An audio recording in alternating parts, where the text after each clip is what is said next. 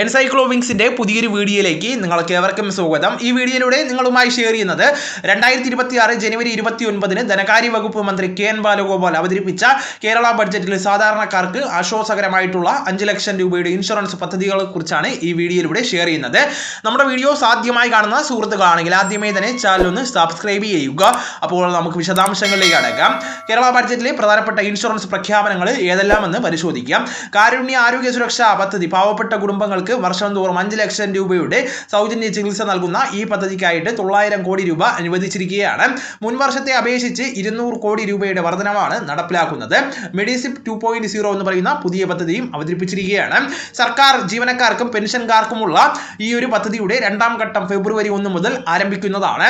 ഇതിന്റെ അടിസ്ഥാന ഇൻഷുറൻസ് പരിരക്ഷ 3 ലക്ഷത്തിൽ നിന്ന് 5 ലക്ഷം രൂപയായിട്ട് ഉയർത്തിയിരിക്കുകയാണ്.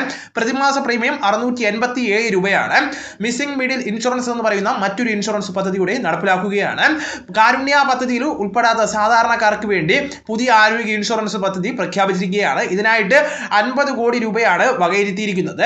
ലൈഫ് സേവർ പദ്ധതി റോഡ് അപകടങ്ങളിൽ പെടുന്നവർക്ക് പ്രധാനമായിട്ടും ആദ്യത്തെ 5 ദിവസം പണരഹിതമായിട്ടുള്ള ചികിത്സ ഉറപ്പാക്കുന്ന പദ്ധതിയാണ്. വിദ്യാർത്ഥികൾക്കുള്ള ഇൻഷുറൻസ് ആണ് മറ്റൊരു കാര്യം എന്ന് പറയുന്നത്.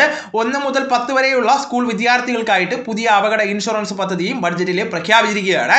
നിങ്ങളുടെ പേര് കാരുണ്യ പട്ടികയിൽ ഉണ്ടോ എന്ന് പരിശോധിക്കുവാനും പുതിയ വിദ്യാർത്ഥി ഇൻഷുറൻസിനെ കുറിച്ച് അറിയുവാനും താഴെ പറയുന്ന കാര്യങ്ങൾ ശ്രദ്ധിക്കേണ്ടതാണ്. കാരുണ്യ എലിജിബിലിറ്റി എങ്ങനെ പരിശോധിക്കാമെന്ന് നമുക്ക് നോക്കാം. നിങ്ങൾ 5 ലക്ഷം രൂപയുടെ സൗജന്യ ചികിത്സയ്ക്ക് അർഹമാണോ എന്ന് ഓൺലൈനായിട്ട് അറിയുവാനായിട്ട് സാധിക്കുന്നതാണ്.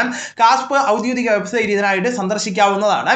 നിങ്ങളുടെ റേഷൻ കാർഡ് നമ്പർ നൽകി സെർച്ച് ചെയ്യേണ്ടതാണ്. കാരുണ്യയുടെ ഔദ്യോഗിക വെബ്സൈറ്റ് സന്ദർശിച്ചാൽ മനസ്സിലാക്കുവാൻ സാധിക്കുന്നതാണ്. നിങ്ങളുടെ കുടുംബാംഗങ്ങളുടെ പേര് അവിടെ കാണുന്നുണ്ട് എങ്കിൽ നിങ്ങൾ ഈ ഇൻഷുറൻസിന് അർഹരാണ്. കൂടുതൽ സഹായത്തിന് അടുത്തുള്ള അക്ഷയ കേന്ദ്രമായിട്ടോ അല്ലെങ്കിൽ 1056 എന്ന സൗജന്യ നമ്പറിലോ ബന്ധപ്പെടാവുന്നതാണ്. വിദ്യാർത്ഥികൾക്കും ഇൻഷുറൻസ് പദ്ധതിയുണ്ട്.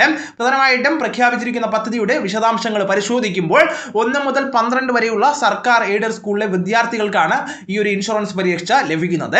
അപകടം സംഭവിക്കുകയോ മരണം സംഭവിക്കുകയോ ചെയ്താൽ സാമ്പത്തികമായിട്ടുള്ള സഹായവും ലഭിക്കുന്നതാണ്. ഈ പദ്ധതി പുതുതായിട്ട് പ്രഖ്യാപിച്ചതിനാൽ വരും ദിവസങ്ങളിൽ വിദ്യാഭ്യാസ വകുപ്പ് വഴിയായിരിക്കും അപേക്ഷകൾ സ്വീകരിക്കുന്നത്. സ്കൂളുകൾ മുഖേനയാണ് ഇതിന്റെ രജിസ്ട്രേഷൻ നടപടികൾ നടക്കുന്നത്. അപ്പോൾ ഈ വിവരങ്ങൾ നിങ്ങളുടെ സുഹൃത്തുക്കളിലേക്കും മറ്റ് ഗ്രൂപ്പുകളിലേക്കും കൂടെ ഷെയർ ചെയ്യുക.